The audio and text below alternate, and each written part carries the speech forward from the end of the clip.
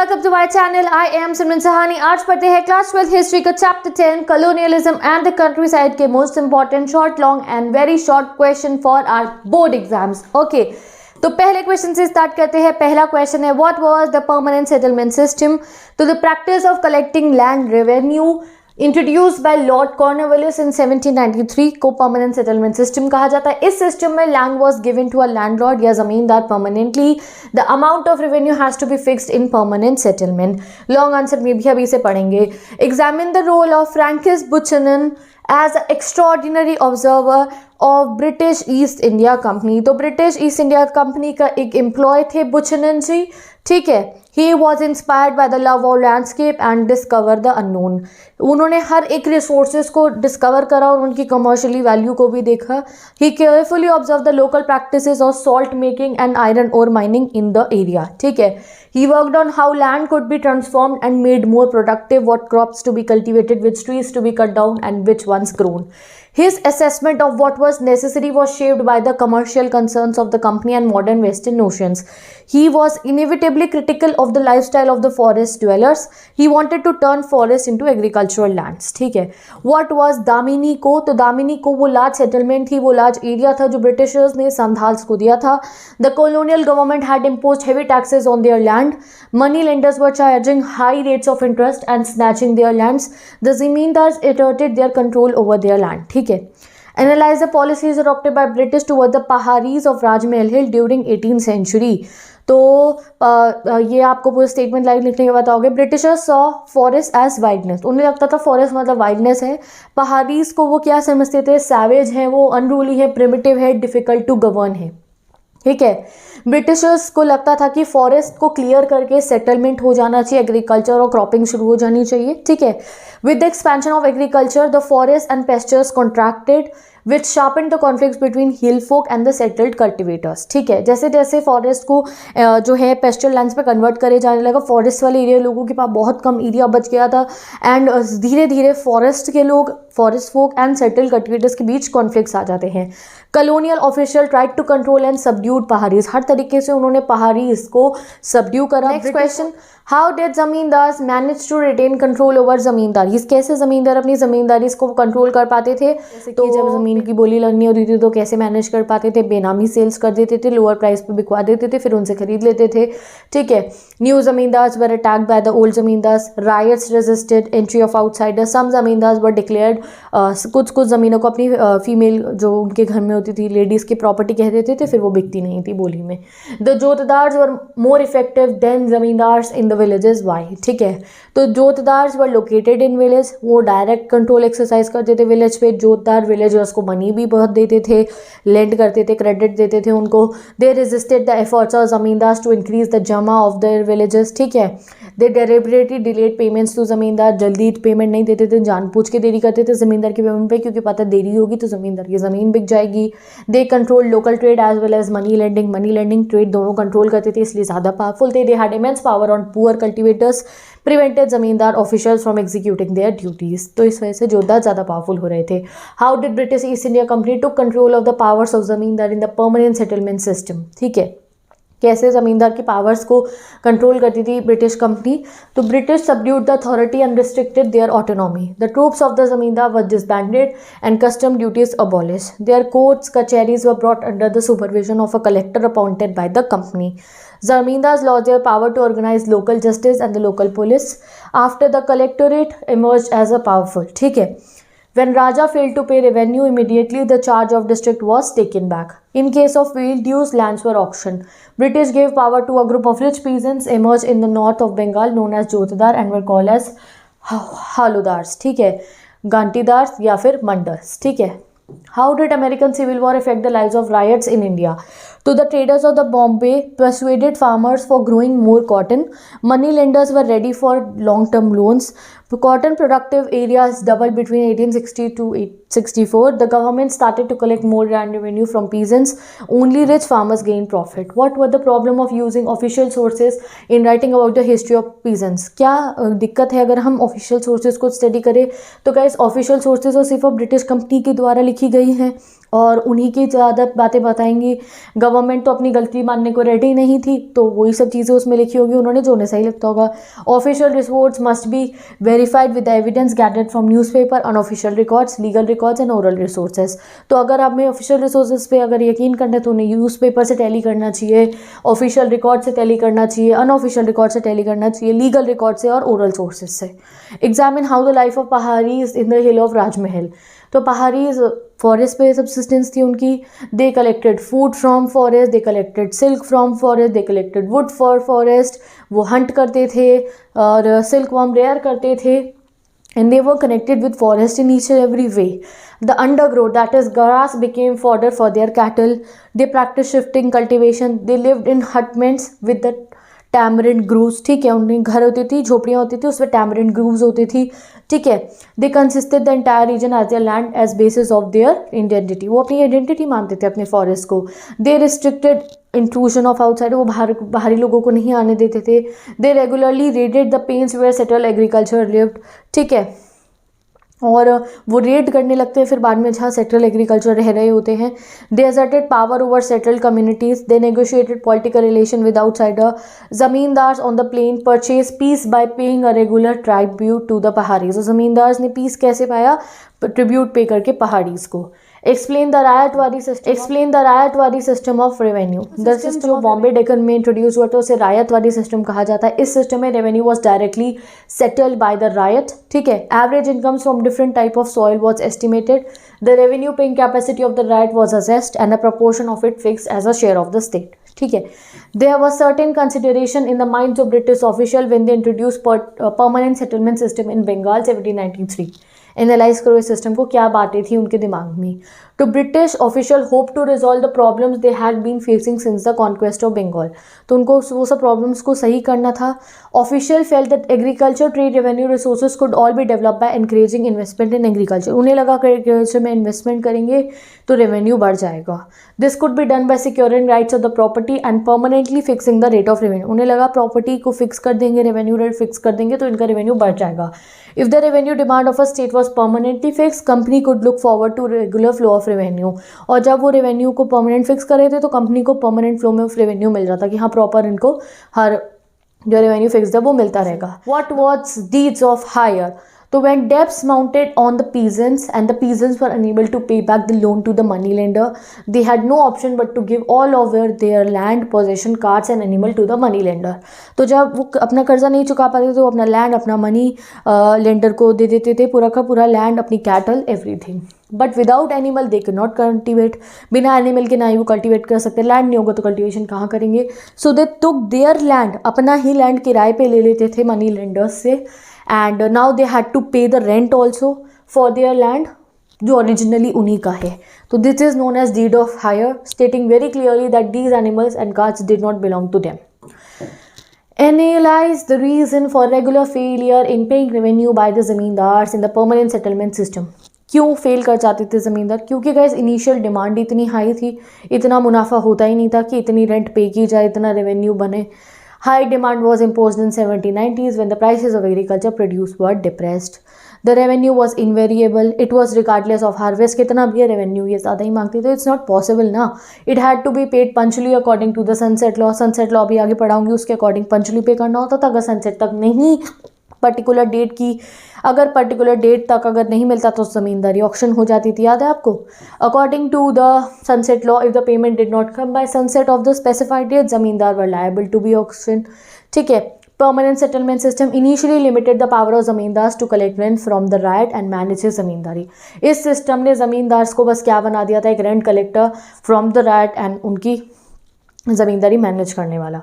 Who were Santhals? What are the two features of their lives? They were tribes living in the foothills of Rajmahal Hill. They cultivated their field by plough and much civilized than Paharis. What do you understand by Deccan Riots Commission? So the commission which was set up to investigate the riots of Deccan's farmer in 1875, it was set up by the government of Bombay due to immense pressure of government of India. Its reports was presented in 1878 before the British Parliament. Who were Jotdars? The group of rich farmers who were known as jotidars, they controlled local trade as well as money lending, exercising immense power over the poorer cultivators of the region. Why jotidars were more powerful? तो उनके पास vast area of land था, local money lenders थे, local trader थे, they lived in the village. He would not allow जमींदार to perform his duty. तो अभी ऊपर भी कराते हैं कैसा क्वेश्चन. अब देखते हैं long answers. Analyze the impact of pacification policy of the Pahadis proposed by Augustus Cleveland. Guys, I am not explaining this policy. मैंने चैप्टर में पूरा डिटेल में आपको समझा दिया है. तो आप ये पॉइंट फॉर्मेट में आंसर ऐसे लिखना है आपको. आप इसका स्क्रीनशॉट ले सकते हो, डिस्क्रिप्शन बॉक्स में से देख सकते हो, इंस्टाग्राम नोट्स में से देख सकते हो, पिन कमेंट में से देख सकते हो. पर जो एक्सप्लेनेशन पार्ट है वो आप चैप्टर में से कवर कर लीजिए. ठीक है. Next question. Examine the economic conditions of the Paharis after the settlement of Santhals in the periphery of Rajmahal hills. तो पहाड़ीज के साथ क्या हुआ जब सांथाल्स को वहाँ पे सेटल कर दिया गया था. पहाड़ी विड्यू डीप इनटू द हिल्स. तो उन्हें हिल्स के और ऊपरी पोर्शन में जाना पड़ा. इंटीरियर हिल रॉकी थी, बैरन थी, वहाँ इतनी ग्रीनरी थी नहीं. They practice shifting cultivation, they subsistence on forest, they were hunters. ठीक है. तो the forest was scantly and hence their economic condition was very poor. और वहाँ जिस एरिया में उन्हें सांथाल्स कहने के बाद जाना पड़ा वो बहुत, आप कह सकते हो, स्कैंटी था. वहाँ पे जो है बिल्कुल भी वेजिटेशन ज़्यादा नहीं थी. तो फिर वो बहुत ही पुअर वे में रहना पड़ा उन्हें. कहाँ उनके पास अपना पूरा फॉरेस्ट होता था, कहाँ उन्हें अब सबसिस्टेंस पे जीना पड़ा था. वाई जमींदार डिफॉल्टेड ऑन पेमेंट. ये क्वेश्चन रिपीट हुआ है, एग्जाम में आने के बहुत ज़्यादा चांसेस है. इसको दोबारा रीड कर लीजिए अच्छे से. ठीक है. Evaluate the significance and shortcomings of fifth report. की सिग्निफिकेंस और शॉर्टकमिंग्स बतानी है गाइस. तो फिफ्थ रिपोर्ट एक बहुत सिग्निफिकेंट रिपोर्ट थी. It continued shaping the conception for over a century and half about the nature consequence of East India companies rule in Bengal in the late 18th century. इस fifth report ने बताया काफ़ी कुछ 18th century के late period तक कैसे east India company ने बंगाल में रूल करा. It served as a basis for intense parliamentary debates on the nature of companies rule in India. The evidence contained in fifth report is considered to be a great importance, but as it is an official report, it should be read and analyzed very carefully. The major shortcoming of this report include. Shortcoming क्या है इस report की कि fifth report ने exaggerate करा है collapse of traditional जमींदार power को. The rate of which zamindars were losing their lands. Zamindars were not always displaced given the indigenous method they use to retain their land. ऐसा नहीं है जिस तरीके से इन्होंने दर्शाया कि इस तरीके से ज़मींदार अपना लैंड जो है या रेंट कलेक्ट करते थे. नहीं, और भी कुछ तरीके वो अपनाते होंगे, गिवन नहीं है. Report was biased because it wanted to highlight the male administration of the British East India Company. ठीक है. तो रिपोर्ट बायस्ड थी because it wanted to highlight the male administration of the East India Company. Okay. Next question पे चलते हैं. The battle between hoe and plough was a long one. Describe. बहुत important है ये क्वेश्चन भी. तो Santhals came to Bengal around 1780. Zamindars hired them to reclaim their land and explain the cultivation. उन्होंने hire करा था सांथाल्स को कल्टिवेशन इंक्रीज करने के लिए. British invited Santhals to rent settle in the Jungle Mahal when they failed to subdue Pahari. जब वो पहाड़ीज को सबड्यू नहीं कर पाए थे वो सांथाल्स को ले आते हैं. The Paharis refused to cut forest, resisted touching the plow and continued to be turbulent. Paharis ने कहा हम पेड़ नहीं काटेंगे और ना ही हम हल चलाएंगे. On the other hand, Santhal appeared to be idle settlers. Santhal idle settlers थे. उन्होंने फॉरेस्ट भी क्लियर करा और उन्होंने प्लॉइंग भी शुरू करी. हलों से खेत को जो है उन्होंने खेती करना स्टार्ट करा. Santhal settlement and cultivation gradually expanded and Paharis were forced to withdraw into the deeper hills. Santhals की एग्रीकल्चर प्रैक्टिसेस से उनका बहुत ही अच्छा खासा एग्रीकल्चर सिस्टम चलने लगा और पहाड़ीज को हिल्स के डीपर साइड पे जाना पड़ा जहाँ ज़्यादा वेजिटेशन नहीं थी. This severely affected the life impoverishing them in long term. और उससे पहाड़ीज की लाइफ बहुत ज़्यादा डिफेक्ट हुई और उससे उनकी पार भी बहुत कम हुई. If Pahari life was symbolised by the hoe, Paharis की लाइफ हो से सिम्बलाइज होती थी which they use for shifting cultivation. वो हो यूज़ करते थे, सिर्फ शिफ्टिंग कल्टिवेशन करते थे, इन्वायरमेंट को नुकसान नहीं पहुंचाते थे ज़्यादा. The Santhals life represented the power of plough. Santhal की लाइफ प्लो की पावर दिखाती थी और battle between hoe and plough was long one. Okay guys, next question. What explained the anger of Deccan riots against the money lenders? तो the main reason of anger of the Deccan riots was as follows. क्योंकि rural India में traditional rule ये था that interest will always remain less than the principal amount. ऐसा कभी ना हो कि अगर जो प्रिंसिपल अमाउंट है उससे ज़्यादा हो जाए इंटरेस्ट, ऐसा नहीं होना चाहिए रूरल इंडिया में. ये एक ट्रेडिशनल रूल था. बट अगर हम बात करें उस समय पे तो ये बहुत ज़्यादा ऐसा ही केस हो रहा था. कई ऐसे केस हो जाते थे जहाँ पे प्रिंसिपल लोन का अमाउंट उससे 100 रुपये होता था और भैया भाई बन गया जो इंटरेस्ट था, जो हमारा ब्याज था वो 2000 तक पहुँच जाता था. ठीक है, और असल सिर्फ 100 ही होती थी. No receipt was paid in case of payment of loan partly और फुली. और अगर कोई जाके मनी लेंडर्स को पे भी कर देता था अपना लोन तो वो उन्हें कोई रिसिप्ट नहीं देते थे. अगर किसी ने आधा दे दिया तो भी रिसिप्ट नहीं देते, पूरा भर दिया तो भी रिसिप्ट नहीं दे रहे. तो बाद में ये मैन्युपुलेट कर देते थे. कोई आके अपना लोन चुका के चला गया, कहते थे नहीं चुकाया तुमने, दो हमें और loan. The riots complained about forging of documents and other fraudulent activities by the money lenders. Riots believed that money lenders were insensitive to them and made an arrogant and exploitative lot. ठीक है, तो वो exploit करते थे उनको, यही कहते थे. Who was Buchanan? हमने गाइस पढ़ लिया, रिपीट हो गया क्वेश्चन. लॉन्ग आंसर के लिए इसको पढ़ लेना. ठीक है, next question. What did British government do to pacify pahadis? तो ब्रिटिश गवर्नमेंट ने लॉन्च करी बहुत brutal policies to pacify pahadis. ठीक है, ऑगस्ट क्लीवलैंड जो कलेक्टर थे भागलपुर के, उन्होंने पहाड़ी चीफ्स को एनुअल अलाउंस देना शुरू करा सेफ कंडक्ट के लिए. They were expected to maintain order in the location and discipline of their own people. Many Pahari chiefs refused to peace proposal and those who accepted lost the authority within their community. ठीक है, in what ways the livelihood Pahari is different from the Santhals? ये short के लिए important है guys question. Paharis foothills पे रहते थे, राजमहल hills की. They lived the life that was different from Santhals. Most of the information of the lives is based on the report of Buchanan. Paharis की life हमें बुचनन की report से पता चली है. Company who wandered into the terrain of, ठीक है, Paharis nomad थे. They lived wandering life. They however sometimes did shifting cultivation. Their important social livelihood were forest and resources and animals. Paharis use to look outsiders. ठीक है, बाकी लोग को outsider मानते थे, थोड़ा उनके साथ जो है होस्टाइल भी रहते थे. सांथाल्स बहुत डिफरेंट थे पहाड़ीज से. सांथाल ने एग्रीकल्चर करना बहुत जल्दी स्टार्ट कर दिया और सेटल लाइफ जीना शुरू करा. उनके बेटर रिलेशंस थे आउटसाइडर्स के साथ, जैसे कि ईस्ट इंडिया कंपनी के साथ में. Next question. How did the American civil war affect the lives of ryots in India? तो अमेरिकन सिविल वॉर बिगेन होता है 1860 में एंड उसका इंडिया के राइट्स पर डेक्कन रीजन में बहुत इफेक्ट पड़ा. Britain was the country where large cotton mills were operational. These cotton mills were dependent on cotton imported from North America. Britain में बहुत कॉटन मिल थी, वहाँ कॉटन आती थी नॉर्थ अमेरिका से इम्पोर्ट होके. बट जब यूएसए में सिविल वॉर चल रहा था तो बहुत डिफिकल्ट था वहाँ से इम्पोर्ट होना. तो the cotton mills were forced to look for alternative supply. तो भाई कॉटन मिल से कहीं और से कॉटन चाहिए थी अब उनको. तो द फार्मर्स इन डेक्कन, जो डेक्कन हमारा एरिया है इंडिया का, वहाँ पे उन्हें एनकरेज करा गया कॉटन उगाने के लिए. One way was the easy access of credit. One way था उनको क्रेडिट देना एंड देन वो कॉटन उगाए. मनी लेंडर्स क्रेडिट देते थे 100 रुपीज़ एवरी एकड़ का, सो दैट फार्मर्स कॉटन उगा पाए. The farmers benefited out of this demand for cotton but the real beneficiaries were the big farmers and trader. हाँ, benefit तो हुआ होगा फार्मर्स को कॉटन उगाने पे, बट रियल बेनिफिटरीज कौन थे? सिर्फ और सिर्फ बिग फार्मर और ट्रेडर्स. ठीक, अब क्या हुआ गाइस बाद में कि भाई जब अमेरिका में सिचुएशन सेटल हो गई तो वहाँ से कॉटन फिर से आने लगी होगी. अब इंडिया से की कॉटन की डिमांड डिक्लाइन हो गई. अब इंडिया की कॉटन की डिमांड जब डिक्लाइन हुई तो मनी लेंडर्स ने लोन देना बंद कर दिया, या फिर जो जिस रेट पे पहले देते थे वो सब बंद हो गया. तो फिर उसके बाद ryots fell back to the old days and they rose in rebellion in many places. What do you mean by the limitation law? Short answer के लिए इंपॉर्टेंट है. 1859 में ब्रिटिशर्स ने लिमिटेशन लॉ स्टेट करा था that the loan bonds signed between money lender and the Royals would have validity only for 3 years. The law was a means to check the accumulation of interest over the time, but the money lenders advised methods of signing a new bond after every 3 years with unpaid balance. तो भाई money lenders ने अपना तरीका निकाल लिया था, 3 साल बाद दोबारा एक बॉन्ड साइन करवा लेते थे. What was meant by the sunset law? तो sunset law was related to the land revenue.